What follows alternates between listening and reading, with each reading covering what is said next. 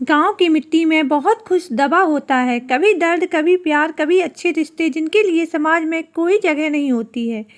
यह कहानी है उस प्यार की जो जात पात, छोटा बड़ा और इज्जत की सारी दीवारों को लांग गया।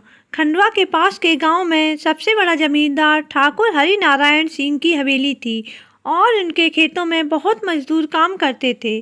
तभी उनके एक जान पहचान का रिश्तेदार आदमी ठाकुर के पास एक लड़का लेकर आया जो 25-26 साल का होगा। बड़ा ही मेहनती और ईमानदार लड़का था। जिस खेत में भी वह काम करता था उस खेत की जमीन सोना उगलने लगती थी। जब यही बात उसके रिश्तेदार ने ठाकुर से कही तो ठाकुर ने उस लड़के को अपने खेतों के लिए बुलवाया। पास के गांव से उस लड़के को, जिसका नाम सूरज था, उसे बुलवाया था। सूरज अनाथ था। बचपन में ही उसके माँ बाप मर गए थे। उसका वो कोई नहीं था। जब वह 12 साल का था तब से दूसरों के खेतों में काम करके अपना पेट पाल रहा था। वह ठाकुर हरि नारायण के खेतों में काम करने के लिए आया था। अभी 5 दिन ही हुए थे कि ठाकुर साहब भी उसके काम से बहुत खुश थे। वह काम बहुत लगन से और ईमानदारी से, मेहनत से करता था। यही देखकर ठाकुर साहब भी उसके काम से बहुत खुश हो गए। ठाकुर ने भी उसे रहने का इंतजाम खेतों में ही एक पास की झोपड़ी में दे दी। वहीं वह काम करता था और वहीं झोपड़ी में अपना खाना वगैरह बना लिया करता था और वहीं खेतों की देखभाल भी करता रहता था। और इसी तरह वहीं वो झोपड़ी में वह रहने लगा। और सामने ठाकुर की हवेली थी। ठाकुर के घर में कोई नहीं था। उनकी एक विधवा बहू जो कि 27-28 साल की होगी। ठाकुर हरि नारायण और उनके नौकर नौकरानी रहते थे। ठाकुर की बहू का नाम सुमित्रा था। सुमित्रा बहुत ही खूबसूरत लेकिन किस्मत की मारी हुई थी। गरीब घर की लड़की थी और क्योंकि ठाकुर का लड़का बहुत यास था, दिन भर घूमना फिरना, शराब पीना और शहर में लड़कियों के साथ मौज मस्ती करना, होटल में जाना, यही उसके शौक थे। घर में कोई औरत थी नहीं। ठाकुर साहब की पत्नी को मरे बहुत साल हो गए थे। उसका स्वर्गवास हो गया था।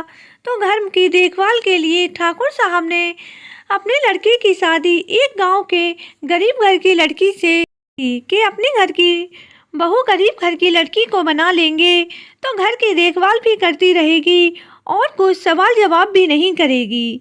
लेकिन ठाकुर के लड़के ने कभी अपनी पत्नी सुमित्रा की इज्जत नहीं की। हमेशा उसे गवार कहता था और कभी कभी तो इतनी शराब पी लेता था कि मारपीट पर भी उतारू हो जाता था। सुमित्रा यह सब बर्दाश्त नहीं कर पाती थी और वह फूट फूट कर रोने लगती थी क्योंकि इतनी बड़ी हवेली में उसका दुख सुनने वाला कोई नहीं था।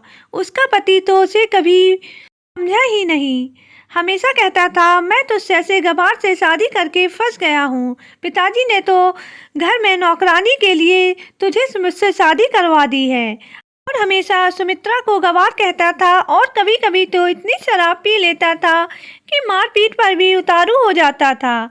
एक दिन बहुत ज़्यादा शराब पीने की वजह से वह शहर से वापस आ रहा था। तभी रास्ते में उसकी गाड़ी का एक्सीडेंट हो गया और वहीं मौके पर उसकी मौत हो गई। अब तो जवानी में सुमित्रा विधवा हो गई। उसे कभी कोई खुशी नहीं मिली। उसके पास कुछ नहीं था। माँ बाप के पास भी अब कुछ नहीं था कि वह अपनी बेटी को घर वापस ले आए। और ठाकुर साहब ने भी कहा कि हमारे घर की इज्जत है, हम इसे कहीं नहीं जाने देंगे। उसके पति को मरे हुए 1 साल हो गया था। तब से वह जिंदा लाश बनी उसी हवेली में एक कोने में पड़ी रहती थी। अब ना उसकी आंखों में कोई सपने बचे थे, ना ही जीने की ख्वाहिश, बस जी रही थी। ऐसा नहीं था कि ठाकुर के घर में कोई कमी थी, लेकिन उसे अपने पति की कमी हमेशा खलती थी। जिस पति ने उसे कभी पत्नी नहीं समझा, कभी प्यार नहीं किया, कभी उसे प्यार से 2 बोल नहीं बोले। सुमित्रा के सामने जब सूरज को इतनी मेहनत से काम करते हुए देखती है तो देखते ही रह जाती है। वह अपनी नौकरानी जो उसकी सहेली की जैसी थी उससे पूछती है कि यह लड़का कौन है, खेतों में नया लड़का आया है क्या? तो उसकी नौकरानी, जिसका नाम शिवानी था, वह कहती है कि हाँ दीदी, यह लड़का बहुत अच्छा है और मेरे गांव का ही लड़का है। बहुत ही मेहनती लड़का है। और उसकी कहानी बताती है कि वह अनाथ है। बचपन में ही माँ बाप उसे छोड़कर चले गए। उसका आगे पीछे सुनने वाला कोई नहीं है और यही दूसरों के खेतों में काम करके अपना पेट पालता है। सुमित्रा ने जब सुनी तो उसे बहुत दुख हुआ। एक दिन वह हैंडपंप से पानी चला रहा था, लेकिन इतनी गर्मी होने की वजह से जून का महीना था तो पानी भी सूख गया था, उसमें पानी ही नहीं आ रहा था। जब सुमित्रा ने अपनी खिड़की से देखा तो नीचे उतर कर आई और एक लोटे में सूरज को ठंडा पानी दे दिया। जब सूरज को पानी दिया तो सूरज की उंगलियां सुमित्रा की उंगलियों से टच हुई तो सूरज को अजीब सा एहसास हुआ। सुमित्रा ने कहा कि तुम्हारा नाम क्या है? वह बोला, बहू रानी, मेरा नाम सूरज है। सुमित्रा बोली, तुम मुझे बहू रानी मत कहो, मुझे सुमित्रा कहो, मुझे अच्छा लगेगा। सुमित्रा ने कहा कि तुम पढ़े लिखे नहीं हो क्या? तो सूरज बोला, 5वीं पास हूँ, लेकिन पेट की आग ने पढ़ने ही ना दिया। यहाँ सुमित्रा को सूरज से बात कर कर बहुत अच्छा लग रहा था और सूरज का तो बुरा हाल था, क्योंकि जब पहली बार किसी ने उसे इतने प्यार से बात की थी और इतने प्यार से उसे पानी पिलाया था। सुमित्रा की उंगली जब उसकी उंगलियों के स्पर्श हुई तो उसे अजीब सा एहसास और कंपन महसूस हुआ। वह सुमित्रा के बारे में सोचता ही रहा, उसके ख्वाबों में खो गया। वह जानता था कि यह पाप है, लेकिन उसका दिल उसके बस में ही नहीं था। दूसरे दिन फिर वह काम कर रहा था तो सुमित्रा ने अपनी खिड़की से देखा कि सूरज काम कर रहा है इतनी कड़ी धूप में। तो सूरज के लिए 4 रोटी और सब्जी लेकर आई।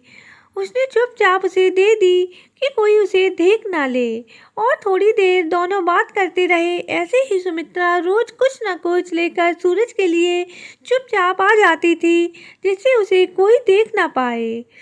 वहीं खिड़की से एक दूसरे को देख लिया करते थे। तभी फिर जब ठाकुर साहब घर पर नहीं होते थे तो वह चुपचाप नीचे सूरज से मिलने आ जाती थी या फिर नौकरानी के हाथों कुछ न कुछ सूरज के लिए भिजवा दिया करती थी, क्योंकि उसके घर पर जो नौकरानी थी वह उसकी बिल्कुल सहेली की तरह थी। वह अपना हर दुख सुख दुख उसके साथ शेयर करती थी। एक दिन सुमित्रा सूरज के पास आई तो सूरज ने सुमित्रा को हाथ पकड़ लिया। वह बोला कि सुमित्रा, जब से तुम्हें देखा है मेरे होश में नहीं हूँ, बस तुम्हारे ही सपने देख रहा हूँ। क्या मैं तुम्हारी अधूरी जिंदगी में रंग भर सकता हूँ? मैं तुमसे बहुत प्यार करता हूँ। मैं जानता हूँ कि मेरी हैसियत नहीं है तुम्हें प्यार करने की, फिर भी प्यार पर तो किसी का जोर नहीं है। मैं जानता हूँ तुम मेरी कभी नहीं हो सकती हो, हमारा मिलन कभी नहीं होगा। सुमित्रा की आंखों में आंसू आ गए। उसे किसी ने पहली बार इतने प्यार से बात की थी। उसने भी सूरज को गले लगा लिया। सूरज, मैं भी तुमसे बहुत प्यार करती हूँ और मैं भी तुम्हारे साथ नई दुनिया बसाना चाहती हूँ। मुझे यह धन दौलत या हवेली नहीं चाहिए, मुझे सिर्फ तुम्हारा प्यार चाहिए, मुझे सिर्फ तुम चाहिए। वह अपनी सारी कहानी सूरज को बताती है कि उसका पति कैसा था। सूरज भी सुमित्रा को दुनिया की हर खुशी देना चाहता था। सुमित्रा ने कहा, मैं रूखी सूखी खाने को तैयार हूँ, लेकिन मुझे तुम्हारे साथ रहना है, मुझे यहाँ से दूर ले चलो। यह बात खेत में काम कर रहे एक आदमी रोज देखता था कि रोज बहू रानी सूरज से मिलने आती हैं और कुछ न कुछ लेकर आती हैं। उस दिन तो सुमित्रा को गले लगाते हुए भी देख लिया। यह खबर ठाकुर साहब को दे दी। जब ठाकुर साहब को यह बात पता चली तो उन्होंने सूरज को अपने पास बुलवाया और उससे कहा, तू हमारे घर की इज्जत के साथ खिलवाड़ कर रहा है, हम तुझे जिंदा नहीं छोड़ेंगे। सूरज को बहुत पिटवाया। उसके बाद कहा, तू इस गांव को छोड़कर हमेशा के लिए चला जा, नहीं तो हम तुझे जिंदा नहीं छोड़ेंगे। यहाँ पर सुमित्रा को भी कमरे में बंद कर दिया। इधर सुमित्रा ने अपनी सहेली को एक चिट्ठी लिख कर दी और उससे कहा कि यह चिट्ठी सूरज तक पहुँचवा देना, नहीं तो शायद मैं जिंदा नहीं बचूंगी। और यह कह देना मुझे यहाँ से रात में 12 बजे लेकर जाए, नहीं तो मैं अपनी जान दे दूंगी। क्योंकि ठाकुर हरि नारायण भी बहुत शराब पीता था। एक दो बार शराब के नशे में वह सुमित्रा के साथ बदतमीजी भी कर चुका था। यह बात सुमित्रा ने किसी को नहीं बताई। उस दिन भी उसने बहुत शराब पी रखी थी और सुमित्रा के कमरे में आ गया और बोला, तू हमारे घर की इज्जत है, मैं तुझे कहीं नहीं जाने दूंगा और तुझे बाहर जाने की क्या ज़रूरत है जब मैं घर में मौजूद हूँ। सुमित्रा की कुछ समझ में नहीं आ रहा था कि अब वह क्या करे। उसने हरिनारायण को धक्का दिया और कमरे के गेट बंद कर लिए। उस रात शायद सुमित्रा की इज्जत बच गई, लेकिन अब सुमित्रा को लग रहा था कि अब उसकी इज्जत नहीं बच पाएगी, क्योंकि अब हरिनारायण उसे नहीं छोड़ेगा।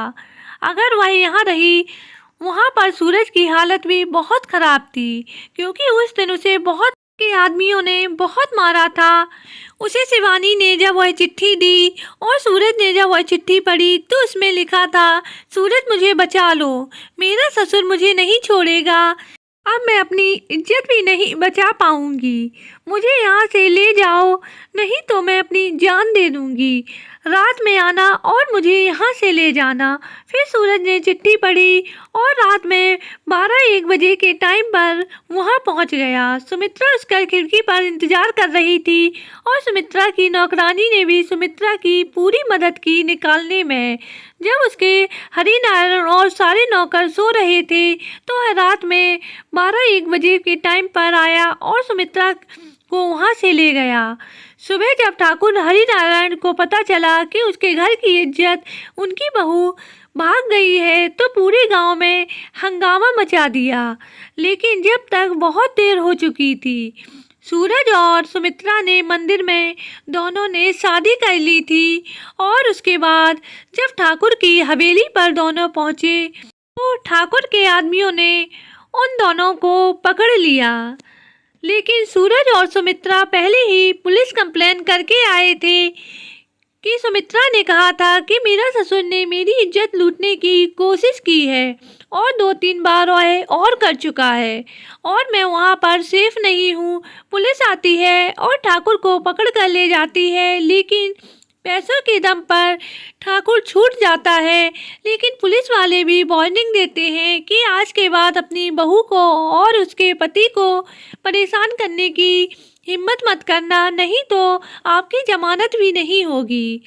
इस बार ठाकुर बहुत डर जाता है और वह कहते हैं कि आपकी बहू ने अपनी मर्जी से शादी की है और दोनों दिल्ली चले जाते हैं। वहाँ पर दोनों मेहनत मजदूरी करके अपना पेट पालते हैं और खुशी खुशी वहाँ पर अपनी जिंदगी बिता रहे थे। 6 साल बाद ठाकुर को हार्ट अटैक से निधन हो जाता है। तब सूरज और सुमित्रा गांव आते हैं। तब सभी गांव वाले भी कहते हैं कि सुमित्रा यह सब तुम्हारा है, क्योंकि ठाकुर के आगे पीछे कोई नहीं था। ठाकुर का इकलौता बेटा था जो कि मर चुका था। फिर सूरज और सुमित्रा गांव में ही रहने लगते हैं। आपको यह कहानी कैसी लगी कमेंट कर ज़रूर बताएं। अगर पसंद आई हो तो वीडियो को लाइक और चैनल को सब्सक्राइब करना बिल्कुल ना भूलें। मिलते हैं किसी नई कहानी के साथ, तब तक के लिए श्री शिवाय नमस्तुभ्यम।